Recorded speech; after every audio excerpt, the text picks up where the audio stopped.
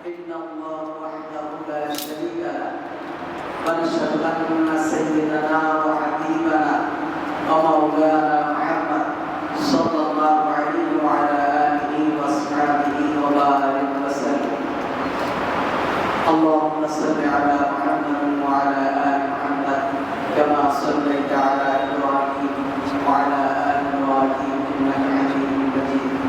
اللهم بارك على محمد وعلى آل محمد كما باركت على إبراهيم وعلى آل إبراهيم إنك حميد مجيد. قال الله تعالى: إنا أنزلناه في ليلة مباركة إنا كنا منذرين فيها يفرق كل أمر حكيم. وقال النبي صلى الله عليه وسلم: من كذب علي متعمدا فليتبوأ مقعده من النار. শাবান মাস খুব গুরুত্বপূর্ণ মাস। গোটা শাবান মাসটাকে রাসূল সাল্লাল্লাহু আলাইহি ওয়াসাল্লাম খুব গুরুত্ব দিতেন। আল্লাহ রাসূল সাল্লাল্লাহু আলাইহি ওয়াসাল্লাম গোটা শাবান মাসটাই রোজা রাখতেন। আয়েশা রাদিয়াল্লাহু তাআলা আনহা বলেছেন যে দুটো মাসে আল্লাহ রাসূল সাল্লাল্লাহু আলাইহি ওয়াসাল্লাম রোজা রাখতেন, একটি হলো শাবান আর একটি হলো রমজান। রাসূল সাল্লাল্লাহু আলাইহি ওয়াসাল্লাম যে আমলের যতটুকু গুরুত্ব দিয়েছেন সে আমলটাকে ততটুকু গুরুত্ব দিতে হবে। যে আমলটাকে রাসূল সাল্লাল্লাহু আলাইহি ওয়াসাল্লাম বেশি গুরুত্ব দিয়েছেন আমরা সে আমলটাকে বেশি গুরুত্ব দেব। যেটিকে রাসূল সাল্লাল্লাহু আলাইহি ওয়াসাল্লাম কম গুরুত্ব দিয়েছেন আমরা সেটিকে কম গুরুত্ব দেব।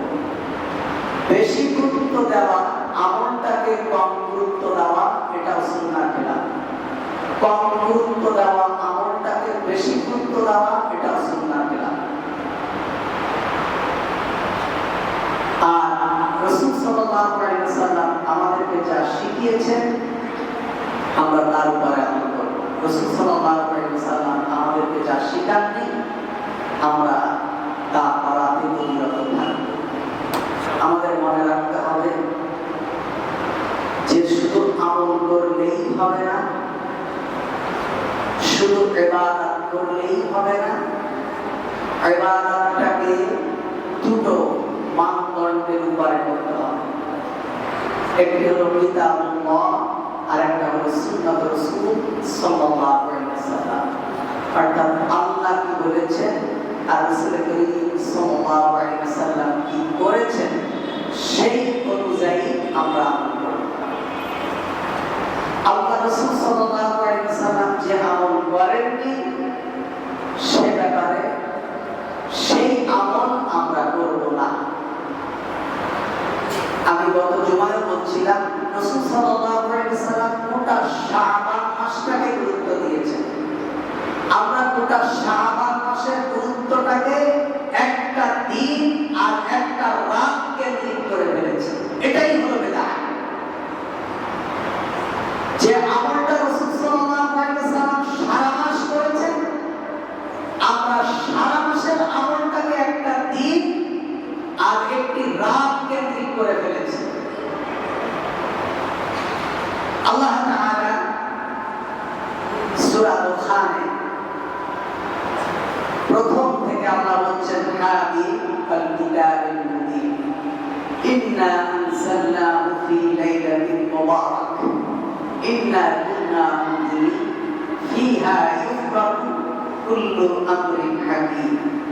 আল্লাহ তাআলা বলছেন এটি হলো সুস্পষ্ট কিতাব। আমি এই কিতাব অবতীর্ণ করেছি এক মুবারকময় রজনীতে, লাইলাতুল মুবারাক। ইন্না কুন্না মুনজিরিন আমি তো সতর্ককারী। ফিহা ইফরাকু কুল্লু আমরিন হাকিম এই রজনীতে এই রাতে প্রত্যেক গুরুত্বপূর্ণ বিষয় লিপিবদ্ধ করা হয়। এটি হলো সূরা আল-খানে আল্লাহ তাআলা বলেছেন। এখন এই লাইলাতুল মুবারাক, এই রাতটা কবেকার রাত? যারা অতি একজন তাবেঈ ইকরাম রাদিয়াল্লাহু তাআলা উনি বলছেন যে এটি হলো শবে বরাতের রাত, আমরা যেটাকে বলি নিসফু শাবান, এই রাতটাকে লাইলাতুল মুবারাক বলা হয়। কিন্তু অন্যান্য সাহাবী এবং তাবেঈদের বক্তব্য হলো এই লাইলাতুল মুবারাক এটি নিসফু শাবানের রাত নয়, এটি হলো লাইলাতুল কদরের রাত। কারণ কোরআনের তাফসীর, সর্বপ্রথম কোরআনের তাফসীর করতে হবে কোরআনের আয়াত দ্বারা। কোরআনের আয়াত দিয়ে যদি কোরআনের তাফসীর করা না যায়, তাহলে কোরআনের তাফসীর করতে হবে কালান নবী সাল্লাল্লাহু আলাইহি ওয়াসাল্লাম, রাসূলুল্লাহর হাদিস দিয়ে। যদি রাসূলুল্লাহর হাদিস দিয়ে তাফসীর করা না যায়, তাহলে আসহাবে কওল, সাহাবীদের বক্তব্য দিয়ে আল্লাহর কোরআনের আয়াতের তাফসীর করতে হবে। আমার মতো আপনার মতো মানুষের বক্তব্য দিয়ে আল্লাহর কোরআনের আয়াতের তাফসীর করা যাবে না। যেহেতু লাইলাতুল মুবারাক, এই রাতটা কবেকার রাত? যেহেতু আল্লাহ বলছেন এই রাতে আমি কোরআন অবতীর্ণ করেছি। এখন কোরআন কবে অবতীর্ণ হয়েছে? আপনি যদি কোরআনকে প্রশ্ন করেন যে কোরআন তুমি কবে অবতীর্ণ হয়েছো, প্রথম আপনি কোরআনকে বলেন যে কোরআন তুমি কোন মাসে পৃথিবীতে এসেছো। কোরআন আপনার প্রশ্নের জবাব দিচ্ছে, সওয়ালের কান্দারের জবাব আগেই কোরআন দিয়ে দিয়েছে, শাহরুর রমাদানাল্লাযী উনজিলা ফীহিল কুরআন। এই কোরআন অবতীর্ণ হয়েছে রমাদান মাসে। সুতরাং নিসফু শাবান তো রমাদান না, নিসফু শাবান কি? এটা হলো শাবান মাস। আর কোরআন বলছে কোরআন অবতীর্ণ হয়েছে রমজান মাসে। সুতরাং এই আয়াত দ্বারা বোঝা গেল যে লাইলাতুল মুবারাক এটা নিসফু শাবানের রাত নয়, শবে বরাতের রাত নয়, এটা হলো শবে কদরের রাত। এবার আপনি যদি কোরআনকে প্রশ্ন করেন যে তুমি তো রমজান মাসে এসেছো, তুমি কি দিনে এসেছো না রাতে এসেছো? রাতে আসলে কোন রাতে তুমি এসেছো? কোরআন আপনার প্রশ্নের জবাব দিচ্ছে, ইন্না আনজালনাহু ফী লাইলাতিল কদর। আমি পৃথিবীতে এসেছি কদরের রাতে। সুতরাং ইন্না আনজালনাহু ফী লাইলাতিল মুবারাক, এটা শবে বরাতের কোনো রাতই নয়। যেই সমস্ত বেদাতীরা এই রাতটাকে শবে বরাতের রাত বলে নিজেদের হালুয়া রুটি মিলাদ মাহফিলকে জায়েজ করতে চায়, তারা আল্লাহ তাআলার কোরআনের এই আয়াতগুলোর বিরোধিতা করে। সুতরাং কোরআন বলছে আমি রমজানে এসেছি, কোরআন বলছে আমি কদরের রাতে এসেছি। সুতরাং সূরা আল-খানের এই 2 নম্বর আয়াত এবং 3 নম্বর আয়াতে তাফসীর আল্লাহ তাআলা বলবো আয়াত দ্বারা বলে দিচ্ছেন যে এই কোরআন কবে অবতীর্ণ হয়েছে, দিনে হয়েছে না রাতে হয়েছে, কোন মাসে হয়েছে, ডিটেইলস আল্লাহ তাআলা বলে দিয়েছেন। সুতরাং এই রাতটাকে লাইলাতুল মুবারাক বলার কোনো সুযোগ নেই। এক। 2 নম্বর বক্তব্য হলো যে হাদিস একমাত্র নিসফু শাবানের, যে হাদিসটাকে আল্লামা নাসিরুদ্দিন আলবানী হাসান করেছেন, ইন্নাল্লাহা লা ইয়াত্তালিউ ফি লাইলাতিন নিসফি মিন শাবান ফায়াগফিরু লিজামিইল খালকি ইল্লা লিমুশরিকিন আও মুশাহিদিন। আল্লাহ রাসূল বলেছেন যে আল্লাহ তাআলা লাইলাতুল শবে বরাত, যেটাকে আমরা বলি নিসফু শাবানের রাতে, আল্লাহ তাআলা সৃষ্টির প্রতি দৃষ্টি নিক্ষেপ করেন। ফায়াগফিরু লিজামিইল খালকি, আল্লাহ তাআলা এই দিন তার সমস্ত সৃষ্টিকে মাফ করে দেন। কিন্তু 2টা শর্ত আছে। এখানে ইবাদতের কথা বলা হয়নি। আপনি ইবাদত করেন, আমার কোনো সমস্যা নাই।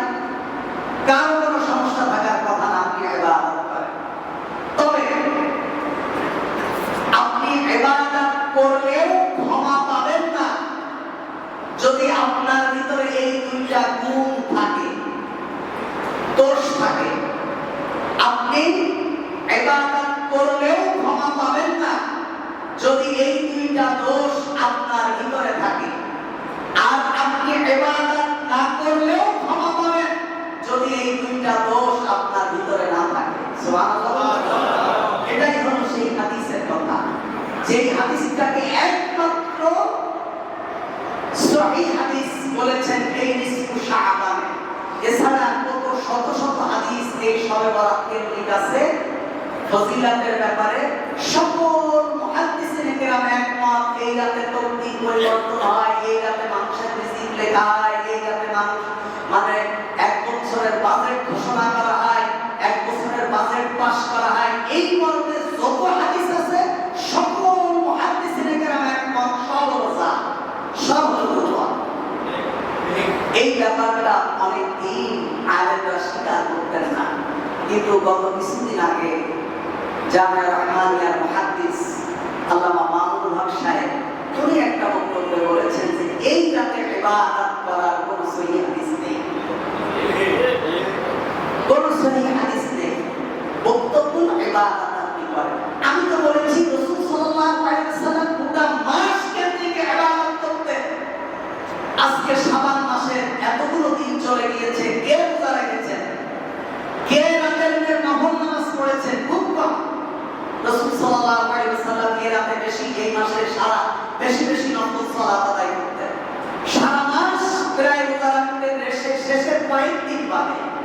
তাহলে যেই সারা মাস রাসূল রোজা রাখতেন, সারা মাস নফল পড়তেন, আপনি সেই সারা মাসের নফল আর সারা মাসের সাওমটাকে এক রাত কেন্দ্রিক করা, এটাই হলো এটা। আপনি সারা মাস করেন, আপনি সারা বছর চাকরি করেন, আপনি বেতন পাবেন।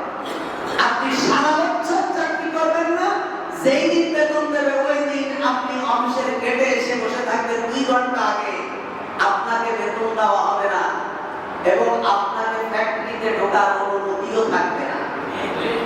তদ্রূপ আল্লাহর কোন বান্দা যদি সারা মাস ইবাদত করে, ফায়াগফিরু লিজামি'i খালকি, আল্লাহ তাআলা তার সমস্ত সৃষ্টিকে মাফ করে দেবেন এই শর্তে, ইল্লা লিশরিকিন আও মুশাহিদিন, যদি তার ভিতরে শিরক না থাকে।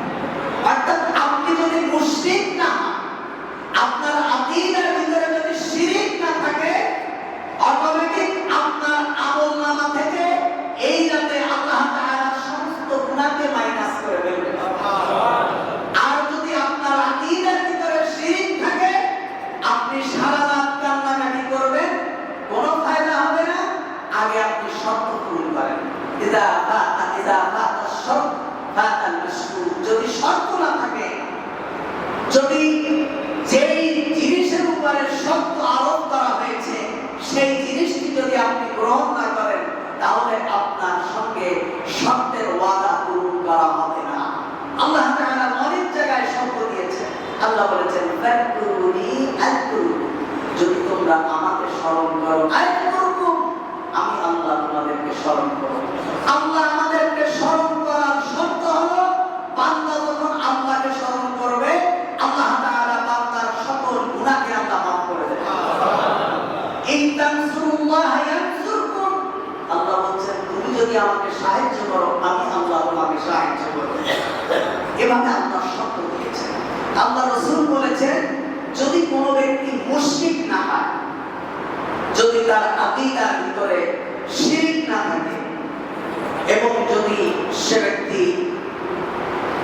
বিদ্বেষ পোষণকারী না হয়, হিংসা বিদ্বেষ তার ভিতরে না থাকে, তাহলে আল্লাহ তাআলা তাকে মাফ করে দেবেন। আমিত্ব যদি না থাকে, আরেকজনকে হিংসা করে, বড় আমি, কবি কি সুন্দর বলছেন, বেটা তো আপনি হস্তি কো अगर कुछ मर्तबा चाहो, बेटा तो अपनी हस्ती को अगर कुछ मर्तबा चाहो, के दाना खा के मैं मिल पर भूले गुलजार होता है।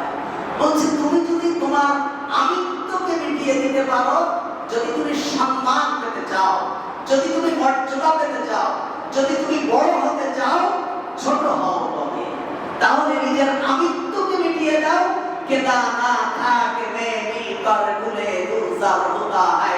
তুমি বলছে একটা গাছের ফল, একটা বিচি, একটা দানাকে মাটির নিচে রোপণ করার পর সে যদি মনে করে যে আমি থাকবো, তাহলে তার থেকে গোটা জাতি কখনো কল্যাণ পাবে না, বরং সেই দানাটা তার গায়ের চামড়াটাকে নষ্ট করে তার মুখ চিরে একটা ছোট্ট অঙ্কুর বের হয়, তারপরে নিজের আমিত্বটাকে মাটির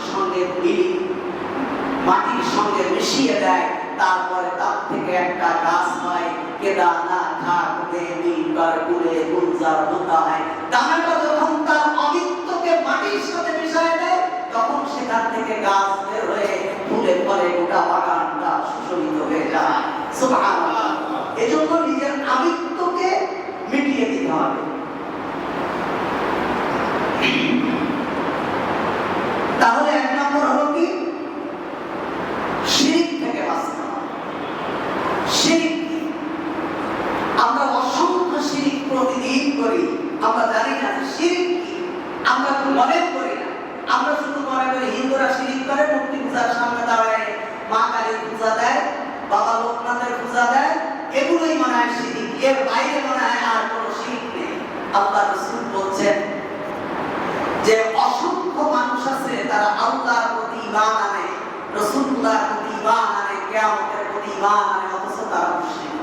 আল্লাহ কোরআনে বলছে অমুশরিক, অথচ তারা মুশরিক। আল্লাহ তাআলা বলেছেন ইন্না শিরকা লাযুলমুন আযীম। শিরক হলো সবথেকে বড় জুলুম। শিরক হলো সবথেকে বড় জুলুম। কেমন জুলুম? আমাদের যাদের স্ত্রী আছে, স্ত্রীরা ভুল করে, প্রত্যেকের স্ত্রী কোনো না কোনো ভুল করে, হয় তরকারিতে একটু লবণ বেশি দেয়, অথবা স্বামীর খেদমত কম করে, অথবা স্বামীর সম্পদ নিয়ে বাপের বাড়ি দিয়ে আসে, অথবা স্বামীর অনুমতি ছাড়া স্বামীর থেকে দেওয়ারকে বেশি ভালোবাসে। এমন অসংখ্য ভুল প্রত্যেকের স্ত্রীরা করে। কিন্তু এই ছোটখাটো ভুলের জন্য স্বামী তার স্ত্রীকে ছেড়ে দেয় না। কেন?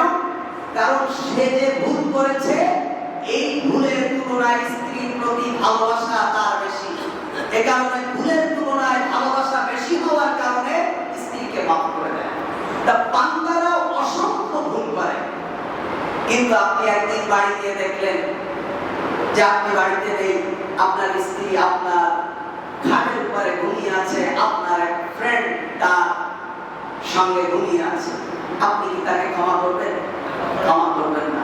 কারণ এতদিনের ভুল ভালোবাসার তুলনায় কম, কিন্তু আজকের ভুলটা ভালোবাসাকে অতিক্রম করেছে।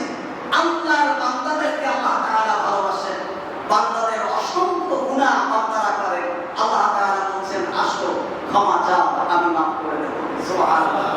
কিন্তু আল্লাহর কোন বান্দা যখন আল্লাহর অস্তিত্বের সঙ্গে, আল্লাহর রূহিয়াতের সঙ্গে, আল্লাহর রুবুবিয়াতের সঙ্গে, আল্লাহর সিফাতের সঙ্গে যখন কাউকে অংশীদার করে, নিজের স্ত্রীকে যেমন আরেক বন্ধুর সঙ্গে দেখলে যেমন ক্ষমা করা যায় না, আল্লাহর সঙ্গে যদি আল্লাহর কোন বান্দা শিরক করে, আল্লাহর ভালোবাসা এই ক্ষমার অনুপযোগী। এ কারণে আল্লাহ তাআলা বলছেন কোন মুশরিককে আল্লাহ তাআলা ক্ষমা করেন না। জুলুম কি? জুলুম হলো আয-যুলমু ওয়া যুলুশ শাইই ফি গায়রি মুহাল্লি।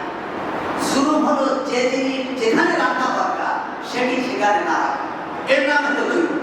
এজন্যই আল্লাহ তাআলা বলছেন শিরক হলো সবথেকে বড় জুলুম।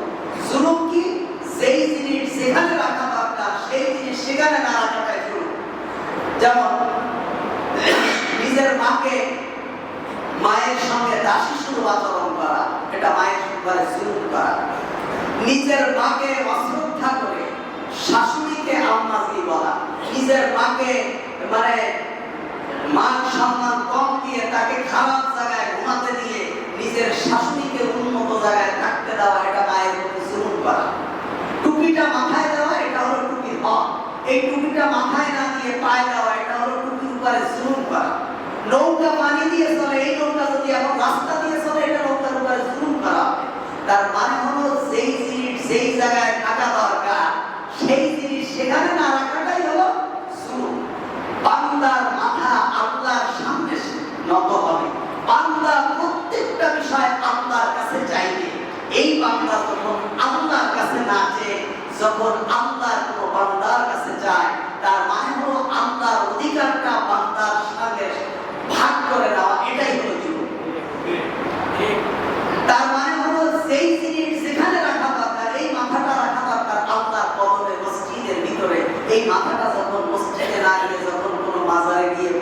তখন এই সিজদার উপরে জুলুম হয়ে যায়। এই জন্যই এটা হলো শিরক। আল্লাহ তাআলা বলছেন যে শিরক হলো সবথেকে বড় জুলুম। আর জুলুম ওয়াজউল শাই'i গায়রি মুআল্লিম, জুলুম হলো যে জিনিস যে স্থানে রাখা দরকার সেই জিনিসটা সেই স্থানে না রাখাটাই হলো জুলুম। আল্লাহ তাআলা বলছেন ইন্নাল্লাহা লা ইয়াগফিরু আন ইউশরাকা বিহি ওয়া ইয়াগফিরু মা দুনা যালিকা লিমান ইয়াশা। আল্লাহ তাআলা বান্দার সমস্ত গুনাহ মাফ করে দেবেন। বান্দা নামাজ পড়তে পারেনি, আল্লাহ তাআলার কাছে ক্ষমা চাইলে আল্লাহ তাআলা মাফ করে দেবেন। আল্লাহ ইচ্ছা করলে মাফ করে দেবেন। রোজা রাখতে পারেনি, আল্লাহ ইচ্ছা করলে মাফ করে দেবেন। কিন্তু যদি কেউ আল্লাহর সঙ্গে শিরক করে, আল্লাহ তাআলা তার গুনাহকে মাফ করবেন না, শিরকের গুনাহকে। আল্লাহ তাআলা বলেন লাইন আশরাকতা লা ইয়াহতাতান্না আমালুকা। যদি কোনো ব্যক্তি আল্লাহর সঙ্গে শিরক করে, আপনি বললেন কি সকালবেলা বাড়ি থেকে বের হওয়ার সময় বললেন চাকরিটা আছে বলেই তো বেঁচে আছি, যদি চাকরিটা না থাকতো তাহলে আমাদের কি অবস্থাটা হতো। আপনি আল্লাহর সঙ্গে শিরক করেছেন। তার মানে হলো আপনি বিশ্বাস করেছেন যে এই চাকরি আছে বলেই আপনি বেঁচে আছেন, এটা হলো শিরক। এমন ন্যূনতম কোনো শিরক যদি কেউ করে, তার জীবনের সকল পিছনের যত কল্যাণ ছিল সবগুলো নষ্ট হয়ে যাবে। যদি সে ব্যক্তি খুশিয়াতের সাথে আল্লাহ তাআলার কাছে তওবা না করে এবং ক্ষমা চেয়ে না নেয়। কবিরা গুনাহ তিন প্রকার, একটা হলো শিরক, আরেকটা হলো বিদআত, আরেকটি হলো অন্যান্য কবিরা গুনাহ। এটা হলো কবিরা গুনাহ আল কাবায়িরুল আকবার, সবথেকে বড় কবিরা গুনাহ। আজকে মুসলমানরা জানেই না যে শিরক কাকে বলে, শিরকটা কি এটা জানে না। ওরা মনে করে যে মূর্তি পূজা করা শিরক, আর আল্লাহকে আল্লাহ হিসাবে না মানাটাই মনে হয় শিরক।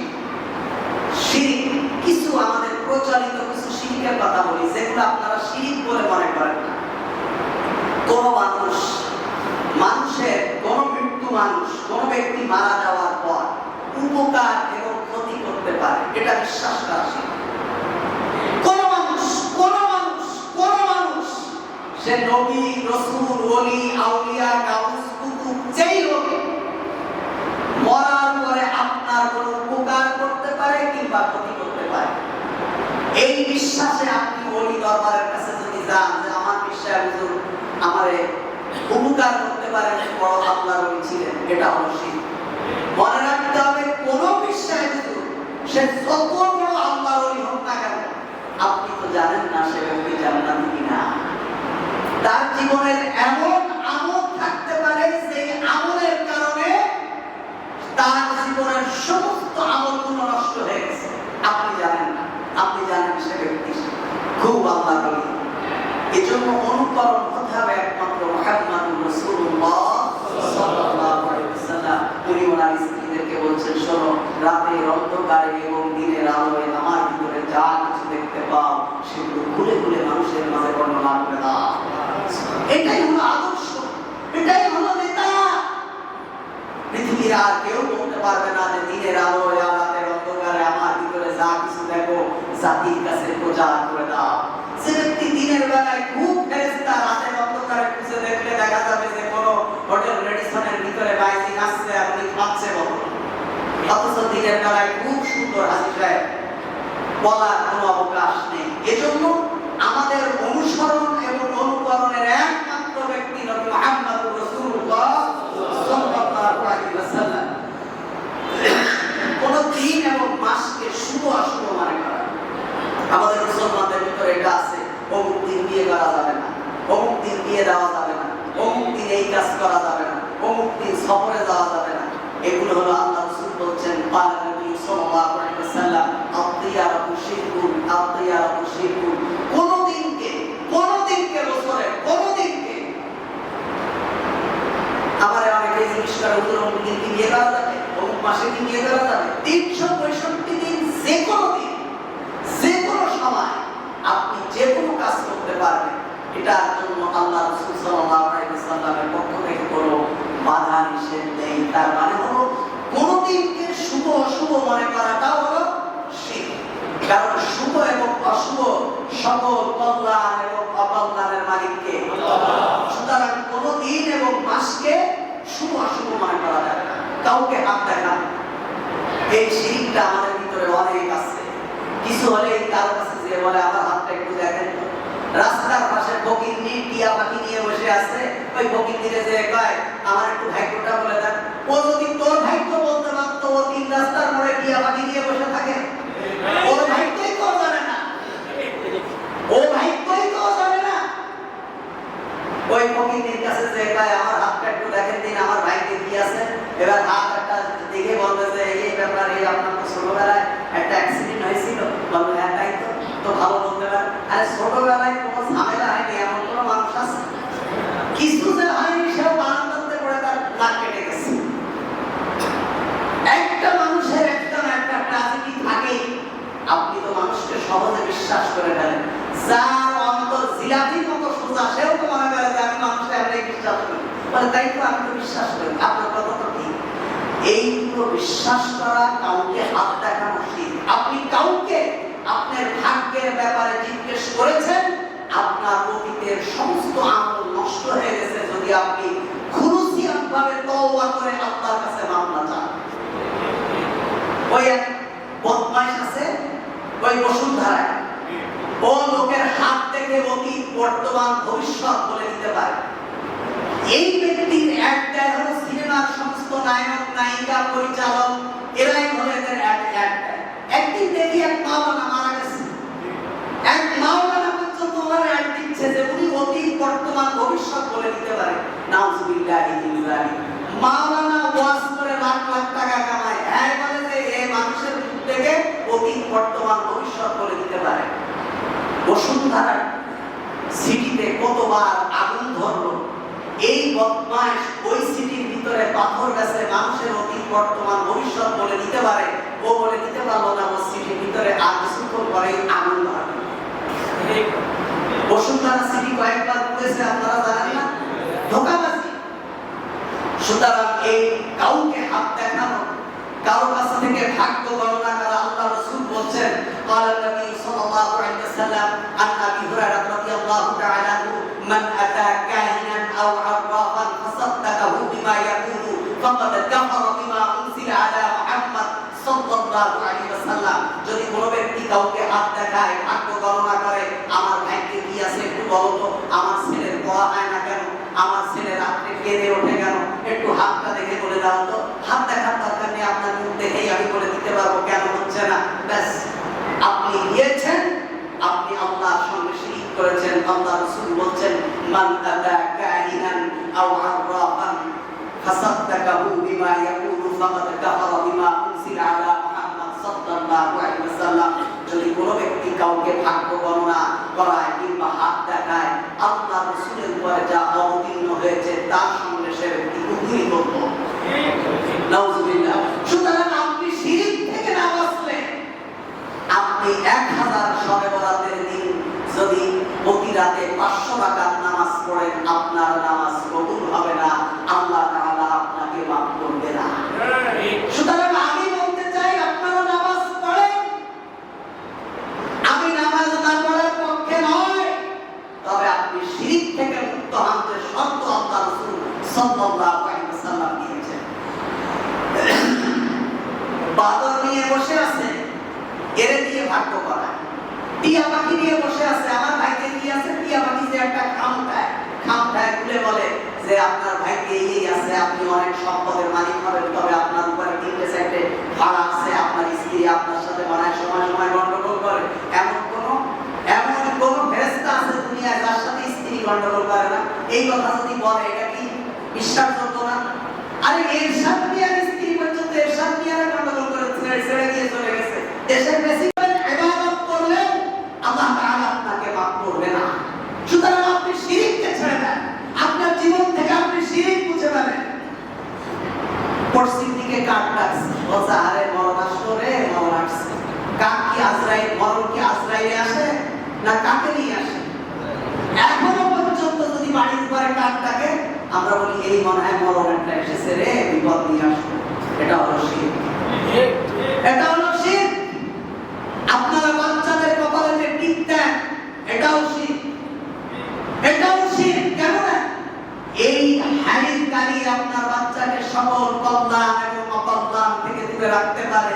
অথচ আল্লাহ তাআলা বলছেন মা সাবা মিন মুসিবাতিন ইল্লা বিইذনিল্লাহ, মানুষের জীবনে যত বিপদ এবং মুসিবত আসে কার পক্ষ থেকে? আল্লাহর পক্ষ থেকে আসে। অথচ আপনি হাড়ির কানে টিপ লাগাই দিয়ে বললেন এবার যাও, তোমার আর কোনো বিপদ আপদ হবে না, এটা আপনি আল্লাহর সঙ্গে শিরক করেছেন। আপনি তো জানেন না শিরক কারে বলে। আমাদের যাদের মা বোনদের পেটে বাচ্চা আসলে জোড়া গলা খেতে দেয় না, বাচ্চা দেয় আল্লাহ, একটা হবে না দুটো হবে, সিদ্ধান্ত দেবে জোড়া গলা নাকি? বাচ্চা দিবেন আল্লাহ, কয়টা হবে এই সিদ্ধান্ত জোড়া গলার কাছে। ও মুসলমান, শিরকি বোঝেন না, খবরদার জোড়া গলা খাওয়া যাবে না। কেন? বসে জোড়া গলা খাইলে বাচ্চা ডবল ডবল হবে। আমার জীবনে আমি যে কত জোড়া গলা খাওয়াইছি, কিন্তু একটা বেশি তো হইলই না, দুটো হইলে তো আলহামদুলিল্লাহ। 2 বছরের কাছে 1 বছরে সারা যায়, মানুষ বোঝেই না। আস্তাগফিরুল্লাহ আযীম, শিরক করা যাবে না। আপনার জীবন থেকে শিরক নামক শব্দটা মুছে ফেলেন, আমল কম করেন, জান্নাতে যেতে পারবেন।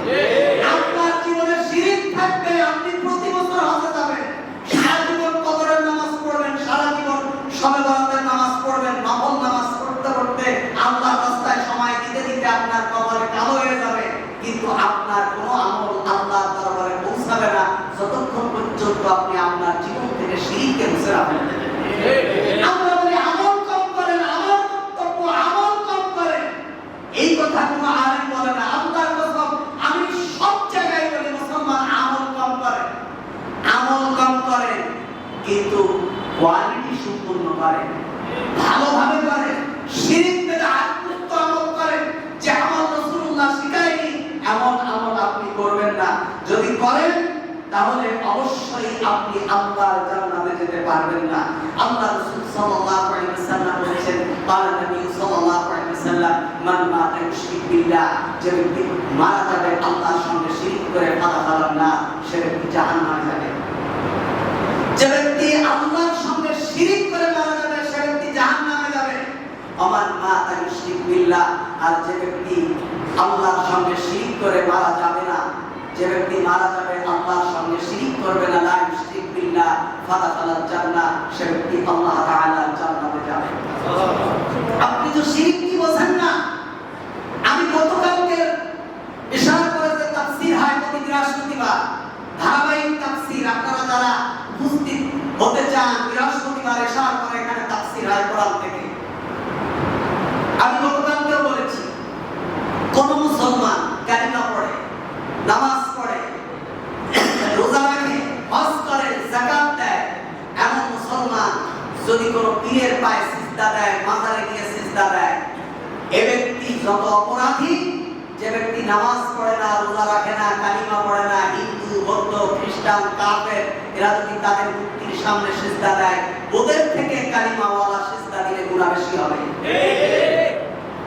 আপনি তো জানেন না। আরে মুসলমান, চট্টগ্রাম যারা গেছেন আপনারা জানেন বাইজিদ বুস্তামি, এই ব্যক্তি এখানে আসেইনি কোনোদিন, ইতিহাস বলে না, কিন্তু ওরা বলে বাইজিদ বুস্তামি এখানে নাকি একবার আসছিল, বাস এসেছে। এখন কি করতে হবে? যেহেতু এত বড় একটা কুতুবের রব্বানি এই জায়গায় আসছে, এখানে একটা মাজার তৈরি করো।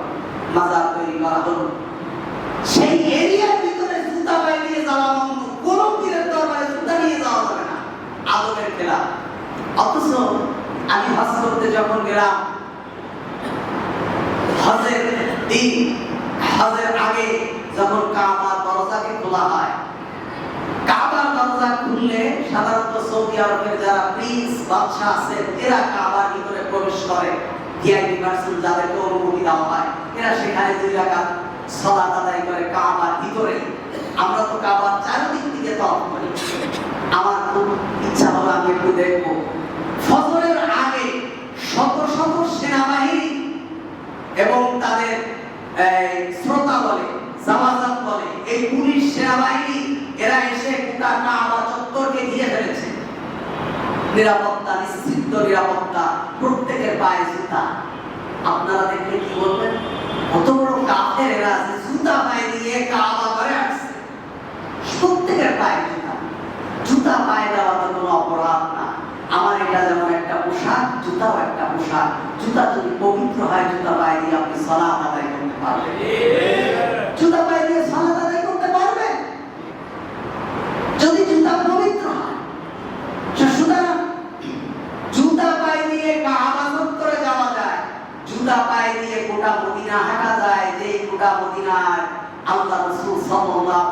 সাল্লাম এবং তার সাহাবীদের পদচারণা ছিল।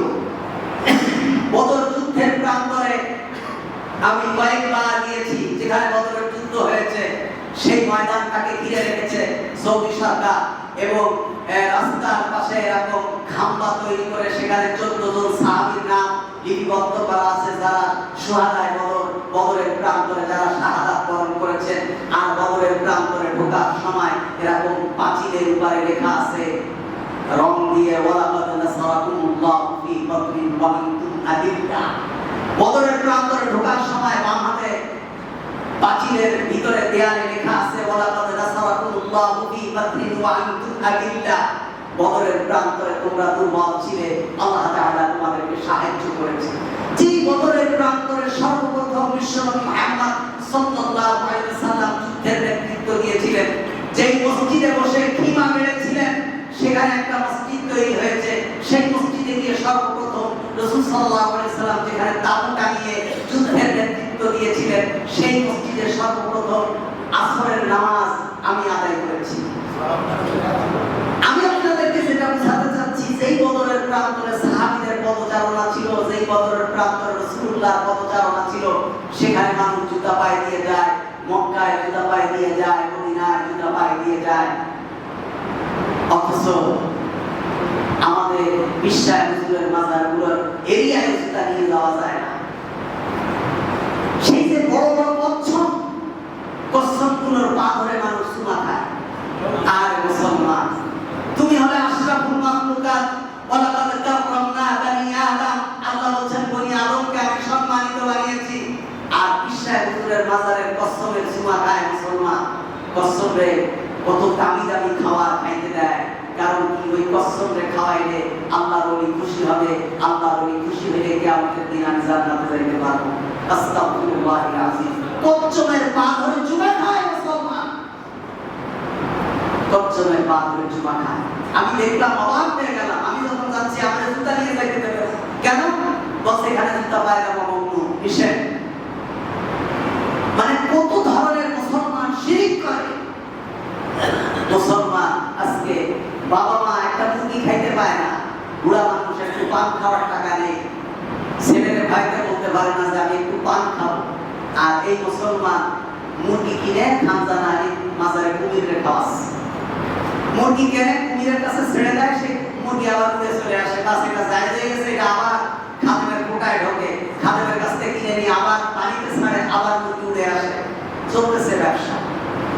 এই ধরনের শিরক যদি মানুষের ভিতরে থাকে, মানুষ যদি মনে করে যে আমার বিশ্বাস হুজুর আমাকে সন্তান দিতে পারবে, আমার বিশ্বাস হুজুর কিয়ামতের দিন আমাকে নাজাত দিতে পারবে, আমার বিশ্বাস হুজুর কিয়ামতের দিন আমাকে জান্নাতে দিতে পারবে, আমার বিশ্বাস হুজুর আমাকে হেদায়েত দিতে পারবে, আমার বিশ্বাস হুজুর আমাকে রাসূল পাওয়ায় দিতে পারবে, প্রত্যেকটা কথা হলো শিরক। আর এই শিরক যদি থাকে, আপনি যত শবে বরাতের নামাজ পড়েন কোনো ফায়দা হবে না। এজন্য আগে শিরক মুক্ত হন, আগে শিরক মুক্ত আমল করেন, তাহলে অবশ্যই আপনি আল্লাহর কাছে নাজাত পেতে পারবেন। আজকে শিরক তো মুসলমান করে না, মূর্তি পূজা করে না, মূর্তি খায় মুসলমান। এই শবে বরাতের দিন বিরাট বিরাট মাছের পাউরুটি তৈরি হয়, কুমিরের পাউরুটি। এদিকে আছে নাকি না? শুধু ঢাকায়, পুরানো ঢাকায় পাউরুটি তৈরি হয়, কুমিরের পাউরুটি তৈরি হয় মাছের। মানে শবে বরাত পালন করছে মানুষ। এই শবে বরাত কেন্দ্রিক কত শত হাজার বিদআত চালু আছে, সে তার কোনো ইয়াত্তা নেই। তাহলে যদি আপনি আল্লাহর কাছে নাজাত পেতে চান, এই রাতে যদি আল্লাহর কাছে নাজাত পেতে চান, আপনি ইবাদত না করলেও আপনি নাজাত পাবেন। আপনি যদি ইশার নামাজ পড়ে ঘুমায় থাকেন, ফজরের নামাজ পড়েন, আপনার আমলনামা থেকে অটোমেটিক আল্লাহ তাআলা গুনাহকে মাইনাস করে দেবেন, যদি আপনার ভিতরে শিরক না থাকে এবং আপনার ভিতরে যদি হিংসা বিদ্বেষ না থাকে। হিংসা একটা বিশাল জিনিস। আল্লাহ তাআলা শিখিয়েছেন, ওমিন শাররি হাসিদিন ইযা হাসাদ। আল্লাহ, আমি তোমার কাছে আশ্রয় চাচ্ছি অনিষ্ট থেকে, যে হিংসা করে তার থেকে আমি তোমার কাছে আশ্রয় চাচ্ছি। আজকে হিংসা একটা বিরাট ব্যাধি হয়ে গেছে। কারো ভালো দেখলে হিংসা, কারো ছেলে যদি একটু ভালো পড়াশোনা করে কেমনে তার ছেলের একটু ডাউন খাওয়ানো যায়, এটাই হলো একটা হিংসা। তারে তাবিজ কুমার করে হোক, তারে একেবারে অনিষ্ট করে হোক, তারে খেলায় মাথায় হোক, অথবা তার একটা কাজে লাগাই দিয়ে হোক, হিংসা। অমুক বড় হয়ে যাচ্ছে হিংসা, অমুক অনেক টাকা মালিক হয়ে যাচ্ছে হিংসা। মানে হিংসা মানুষের ভিতরে আছে। ভাইয়ে ভাইয়ে হিংসা, ভাইয়ে বলে হিংসা, প্রতিবেশীতে হিংসা। হিংসা একটা চরম আকার ধারণ করেছে। এজন্য ব্যবসা বাণিজ্য, একজনের ব্যবসা ভালো হচ্ছে, কেমনে তার ব্যবসা একটু ডাউন খাওয়ানো যায়, হিংসা। একজনের চাকরি ভালো হয়েছে, কেমনে তার চাকরিটা নষ্ট করা যায়, স্যারের কাছে ওর বিরুদ্ধে একটা রিপোর্ট বের দেওয়া যায় কিনা দেখা যায়, প্লাস ওর চাকরিটা কেমনে খাওয়া যায়। মানে আপনি এই হিংসা যদি না ছাড়েন, আপনার নামাজ কবুল হবে না। আপনি যদি হিংসা না ছাড়েন, আপনার নামাজ পড়বেন কোনো লাভ হবে না। আর আপনার ভিতরে যদি হিংসা না থাকে, শিরক না থাকে, আপনি শবে বরাতের নামাজ যদি জীবনের 70 বছরের একদিনও না পড়েন, আল্লাহ রাসূল হলো, আল্লাহ রাসূলের বক্তব্য হলো ফায়াগফিরু লিজামিআল খালকি, আল্লাহ তার সৃষ্টিকে মাফ করে দেন। এজন্য আমরা হিংসা বিদ্বেষ ছেড়ে দেব। আল্লাহ রাসূল বলছেন, তুমি কি জান্নাতে যেতে চাও? আল্লাহ রাসূল বলছেন, যদি দুইটা জিনিসের দায়িত্ব কেউ নিতে পারে, দুইটা জিনিসের দায়িত্ব যদি কেউ নিতে পারে, আমি রাসূলুল্লাহ তার জান্নাতের দায়িত্ব নেব। সুবহানাল্লাহ। দুইটা জিনিসের দায়িত্ব আপনারা নিতে পারবেন? নিলে হাদিস বলা হবে, আমরা এখানে হাদিস বন্ধ, এই হাদিস আর বলা হবে না। দুইটা জিনিসের দায়িত্ব যদি কেউ নিতে পারে, আল্লাহ রাসূল বলছেন তার জান্নাতের দায়িত্ব আমি নেব। মাইয়াজমানুলি মা বাইনা লিহাইয়াতি ওয়া মা বাইনা রিজলাইহি ইয়াজমানু লাহুল জান্নাহ। আল্লাহ রাসূল বলছেন, যদি কোনো ব্যক্তি লিহাইয়া, দুই লিহাইয়ার মধ্যখানে যেটা আছে অর্থাৎ জিহ্বা, যদি কেউ তার জিহ্বার দায়িত্ব নেয়, জিহ্বাকে সংযত করার দায়িত্ব নেয়, আমি রাসূলুল্লাহ তার জান্নাতের দায়িত্ব নেব। সুবহানাল্লাহ। দুই নম্বর, ওয়া মা বাইনা রিজলাইহি, যদি কোনো ব্যক্তি তার লজ্জাস্থানে হেফাজতের দায়িত্ব নেয়, এক নম্বর হলো জিহ্বা, আরেকটা হলো লজ্জাস্থান। এই দুইটা জিনিস দিয়ে মানুষ গুনাহ করে। এই দুইটা জিনিসের দায়িত্ব যদি কোনো ব্যক্তি নেয়, আমি রাসূল সাল্লাল্লাহু আলাইহি ওয়াসাল্লাম তার জান্নাতের দায়িত্ব নিয়ে নেব। সুবহানাল্লাহ। সুতরাং যত গুনাহ, পরনিন্দা, গীবত, যত ধরনের অনধিকার চর্চা, সবগুলো মানুষ মুখ দিয়ে করে। এজন্য কথা যত কম, গুনাহ তত কম। কথা যত বেশি, ভুল তত বেশি। এজন্য জ্ঞানী মানুষেরা কথা কম বলতেন। কথা কম বলতে হবে, শুধু বলতে পারলেই বড় এমনটা নয়। এজন্য যা বলতে হবে হিসাব করে করে বলতে হবে। আল্লাহ রাসূল বলছেন, তুমি কথা জিহ্বা যদি হেফাজত করো, আল মুসলিমু মান সালিমাল মুসলিমুনা মিন লিসানি ওয়া ইয়াদি। আল্লাহ রাসূল বলছেন, সে ব্যক্তি উত্তম মুসলমান যার মুখ থেকে অপর মানুষ নিরাপদ থাকে, যার মুখের কথা থেকে আরেকজন মানুষ নিরাপদ থাকে, সে ব্যক্তি হলো উত্তম মুসলমান। আবু হুরায়রা রাদিয়াল্লাহু তাআলা থেকে বর্ণিত, তিনি বলছেন, ক্বালা ইয়াকুমুল হাসান ফাইনাল হাসানা ইয়াকুলুল হাসানাত কামা তাকুলুন নারুল হাতাব। আবু দাউদের বর্ণনা। আবু হুরায়রা থেকে বর্ণিত, আল্লাহ রাসূল বলছেন যে তোমরা হিংসা থেকে বেঁচে থাকো, হিংসা করা থেকে বেঁচে থাকো। এই হিংসা একটা বড় ব্যাধি, এই ব্যাধি থেকে তোমরা বেঁচে থাকো। কারণ হিংসা মানুষের আমলকে এমন ভাবে খেয়ে ফেলে যেমন আগুন কাঠকে খেয়ে ফেলে। কাঠের ভিতরে আগুন লাগাই দিলে যেমন কাঠটা পুড়ে তার অস্তিত্ব নষ্ট করে ফেলে, কোনো ব্যক্তি যদি হিংসা করে তার আমলগুলো এভাবে নষ্ট হয়ে যায়। এজন্য আজকে আমাদের হিংসার কারণে আজকে আমাদের সামাজিক অধঃপতন, আজকে ভাই ভাই হিংসা, ভাই বোনের হিংসা, মানে চারিদিকে শুধু হিংসা হিংসা। এই হিংসা থেকে যদি আপনি বেঁচে থাকেন, আপনি শবে বরাতের নামাজ না পড়লেও আল্লাহ তাআলা আপনাকে মাফ করে দেবেন। আর যদি আপনার ভিতরে হিংসা থাকে, তাহলে আপনি হাজার নামাজ পড়লেও আল্লাহ তাআলা আপনাকে মাফ করবেন না। আল্লাহ তাআলা বলেন, ইন্নাল্লাহা লা ইউহিব্বু মান কানা মুখতালান ফাখুরা। নিশ্চয় আল্লাহ তাআলা পছন্দ করেন না দাম্ভিক এবং অহংকারীকে। আল্লাহ তাআলা বলেন, তুমি অহংকার করো, কিসের অহংকার? এত কিসের অহংকার তোমার? তোমার তো কোনো হাল আতা আলাল ইনসানি হিনুন মিনাদ দাহরি লাম ইয়াকুন তুমি তো কিচ্ছু ছিলে না, তুমি যে অহংকার করো তুমি তো কিছুই ছিলে না, তোমার কোনো অস্তিত্ব ছিল না, তোমার নাম ছিল না, ঠিকানা ছিল না, আমি আল্লাহ তাআলা তোমাকে অস্তিত্ব দিয়েছি। সুবহানাল্লাহ। এক ফোঁটা নাপাক পানি থেকে আমি আল্লাহ তাআলা তোমাকে পৃথিবীতে পাঠিয়েছি, এত কিসের অহংকার? তুমি এত অহংকার, আমি বড়, আমি ওই, 2 দিন যদি পাতলা পায়খানা হয় তাহলে তুমি চোখে শস্যা বুঝবে কি ক্ষমতা? একটা তেলা পোকা দেখলে তুমি ভয়তে পাগল হয়ে যাও, একটা পিঁপড়ার ভয়ে তুমি অতিষ্ঠ হয়ে যাও, এক মশার কামড়ে মানুষ দিশেহারা, একটা মশার কামড়ে মানুষ মারা যায়। তাহলে কিসের অহংকার? এই পৃথিবীতে কত লোক অহংকার করেছে, পারমাণবিক অস্ত্রের অহংকার, অর্থের অহংকার, কোথায় সেই অহংকার? যারা মুহূর্তের ভিতরে একটা দেশকে পৃথিবীর মানচিত্র থেকে সরায় দেবে, বিশাল বিশাল অহংকার, যাদের অহংকারে মানুষ অতিষ্ঠ। এই করোনা নামক একটা ভাইরাস, ছোট্ট ভাইরাস, যা কোনো ভাবা যায় না, শোয়া যায় না, যা ভয়তে গোটা পৃথিবীর মানুষ আজকে বড় অসহায়। কিছুদিন আগে গত বছর বঙ্গবন্ধের আক্রমণে ইউরোপ, এশিয়া প্রায় 50টা দেশে কোনো ফসল নেই, মানুষ বঙ্গবন্ধের অত্যাচারে মানুষ শেষ। অস্ট্রেলিয়ার মতো একটা দেশে স্কুল, কলেজ, ইউনিভার্সিটি সব বন্ধ বঙ্গবন্ধের আক্রমণে। বঙ্গবন্ধ কি? ফড়িং এর মতো ছোট্ট একটা জিনিস, ফড়িং আমরা যারা গাছ ফড়িং বলি। আল্লাহ তাআলা বলেছেন সব ক্ষমতা আল্লাহর কাছে, আন্নাল কুওয়াতা লিল্লাহি জামিআ ওয়া লিল্লাহি জুনুদুস সামাওয়াতি ওয়াল আরদ। আকাশ এবং জমিনে যা আছে সব আল্লাহর সেনাবাহিনী। আল্লাহ ইচ্ছা করলে একটা মশা দিয়ে গোটা জাতিকে ধ্বংস করে দিতে পারে, আল্লাহ তাআলা ইচ্ছা করলে একটা পিঁপড়া দিয়ে গোটা জাতিকে ধ্বংস করে দিতে পারে, আল্লাহ তাআলা ইচ্ছা করলে একটা বাতাসের মতো বাতাস দিয়ে গোটা জাতিকে ধ্বংস করে দিতে পারে।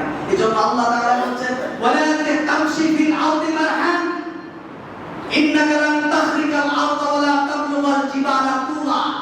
আল্লাহ তাআলা বলেন দুনিয়াতে দ্বন্দ্ব ভরে বিচরণ করো না, অহংকার করে বিচরণ করো না। কিছু সম্পদের মালিক, সাময়িক সময়ের জন্য আমি আল্লাহ তাআলা তোমাকে বানিয়েছি।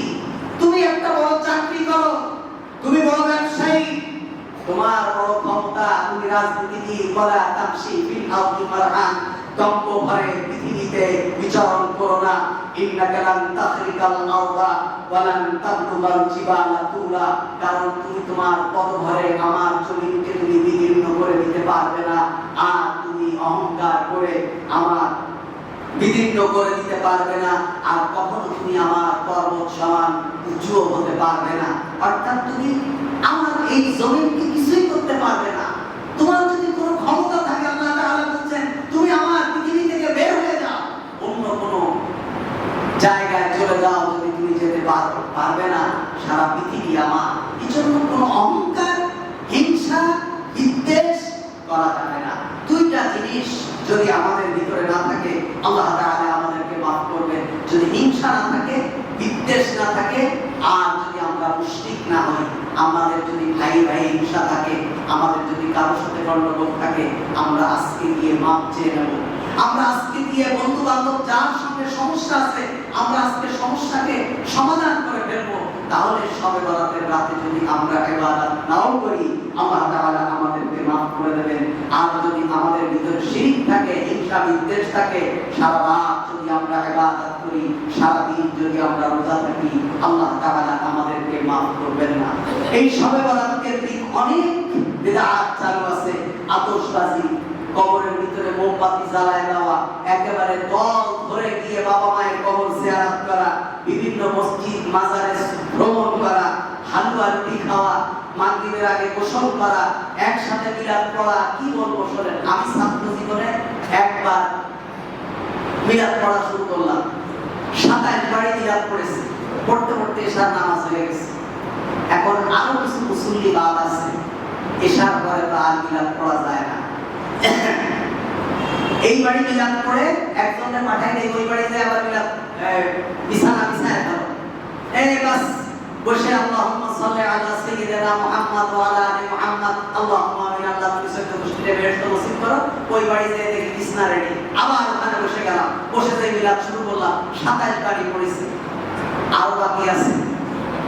এবার ওরা বলছে যে হুজুর মিলাদ তো আমাদের বাড়ি আরো বাকি আছে। আমি বললাম কালকে পড়ে দেবো, বলতে হবে না, আপনি আমাদের মসজিদের ইমাম, আমরা আপনার মুসল্লি না, আপনি কালকে পড়বেন মানে আজকের রাত হলো মর্যাদাপূর্ণ রাত, আজকে ভাগ্য নির্ধারণ করা হবে। আজকে যদি আপনি মিলাদ না পড়েন কালকে তো ভাগ্য নির্ধারণ করা হবে না। ফজরের নামাজ পর্যন্ত আমাদের মিলাদ পড়ায় ছেড়েছে মুসল্লিরা।